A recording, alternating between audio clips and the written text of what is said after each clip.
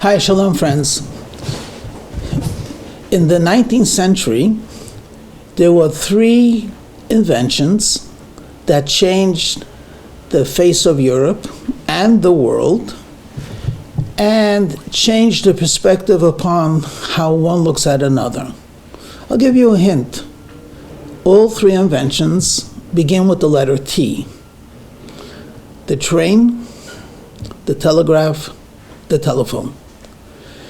Today, we're in a different world completely, in the world of supersonic everything. But in the 1800s, certainly in the early 1800s, when people still primarily found a horse and a wagon as the proper means of travel, the train, it was a revolution. As a matter of fact, one of the great Hasidic rabbis, when he heard about the train, was so excited. He said, when the Messiah comes, we'll be able to get many, many people on a train to greet him. He saw it in terms of bringing vast amounts of people in a short time to a destination.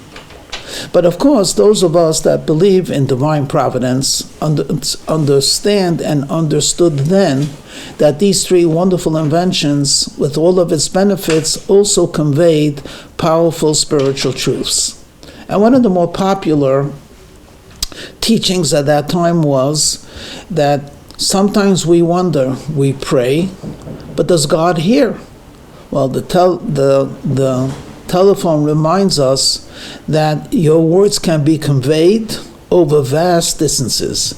So if someone from east could talk to someone from the west through a telephone, shouldn't that allow us the possibility of understanding how God could hear the prayer of a person? How important are words of prayer? Well, we have the telegram. Every word you pay for. So many people would try to be very concise because I think you paid by the letter, but certainly by the word. So that means every word is very important. It's valuable. And then when it came to the train, they would say, sometimes with a smile, you could have everything with you, your suitcase and your money and your passport, but you'll miss the train if you come late. A 1-minute delay can often cause an inordinate amount of aggravation because you missed the train. So when it comes to doing a good deed, doing a mitzvah, learn from the train. You have to be there at a certain time, and just saying, well, I'll show up 5 minutes later, or I'll have time later to do, you might miss the opportunity. And there are many other charming ideas that we could derive from it, but I would like to share with you another lesson about the train. I read this story in a book which I can't find anymore, but I'm adapting it for today's YouTube. First, a word of introduction. Since we've been exiled from our holy land of Israel, and the second temple was destroyed, we have been in a state which we call exile. A very loose word is the diaspora. We've been spread out. 1,900 years. It's a very long time. I left out the change.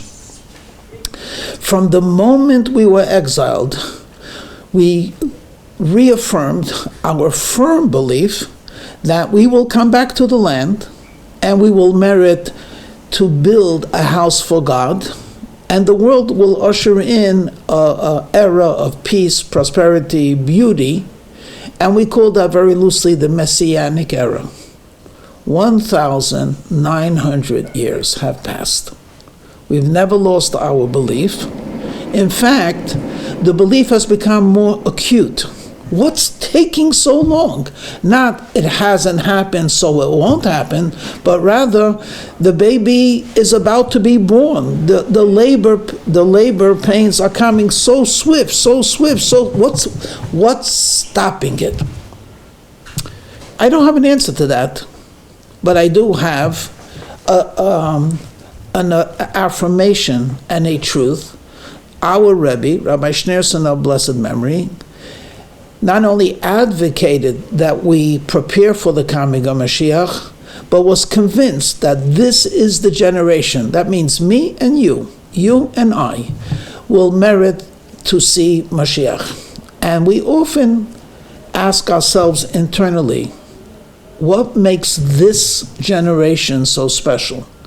Why is it that in the year 1890, where they might have lived many thousands and tens of thousands and hundreds of thousands of very pious, innocent Jews, the Messiah was not ready to appear?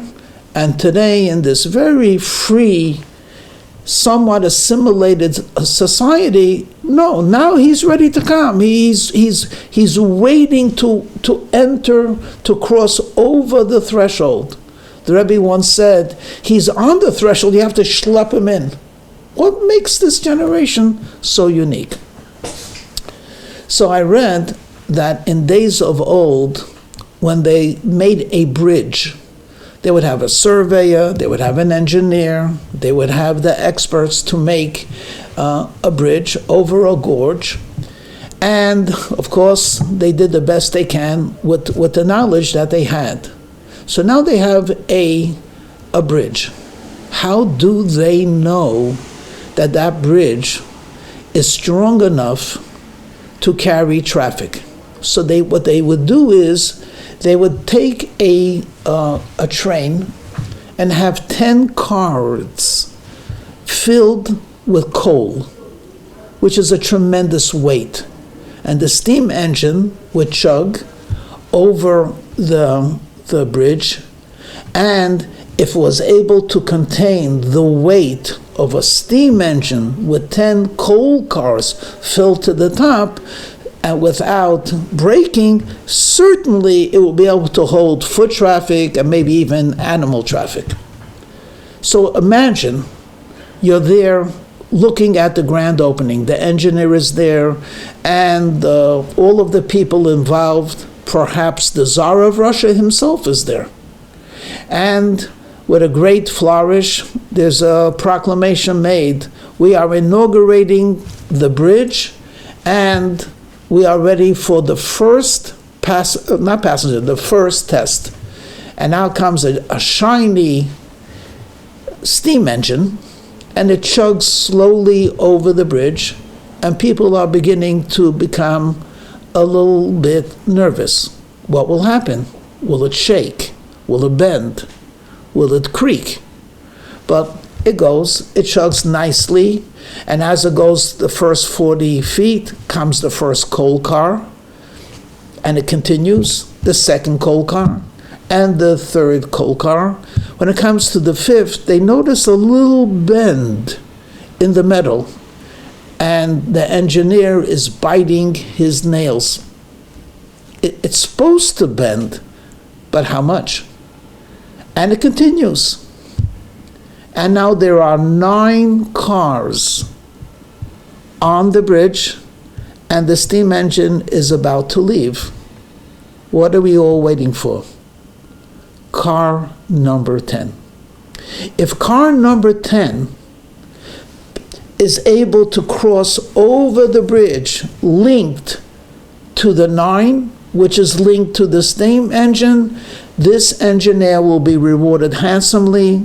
The name of his company will be on the bridge, and forever, thousands and tens of thousands of people will praise him. But what happens if, as the 10th car is slowly crossing the gorge, suddenly the bridge begins to bend, and bend deeply, and now all of the cars begin to slide downwards?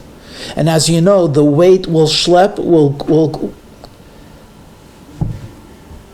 not only will the 10th car fall off, but all of the 9 preceding will fall off, including the steam engine. Now play this out in generations. Our predecessors were great. Perhaps they were the steam engine. Maybe they chugged ahead. They made progress in holiness, in developing holiness, developing scholarship. And then the succeeding generations followed that. But you know what everyone is waiting for? Maimonides and Rashi, Queen Esther and Mordechai, everyone that preceded us. You know what they're waiting for? Me, you, our children, our environment, the society. We have to make it. We have to be able to traverse this gorge. If we do that, then all of our predecessors with the steam engine will be properly appreciated. And of course, the engineers and people that were involved will be lauded and praised. But if heaven forbid, we don't make it, it's not us that did not bring Mashiach. It's not us that fell by the wayside. We're linked, my friends. We schlepped them down as well.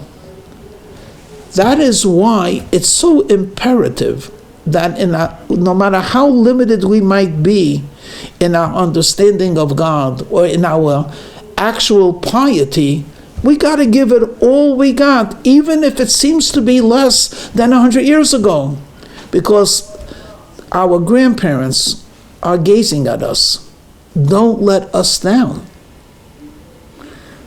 We did what we could. Now we need you just to finish the last couple of mitzvahs, the last couple of days of exile. We're just about there. And it is the month of Adar. It's a mazel tov month. It's a month of good luck and of favor. And it's a wonderful month where in the laws of nature, the Jew can shine. So what do you say, my friends? Let's have a joyous Purim and let's celebrate it with the righteous Mashiach. Amen.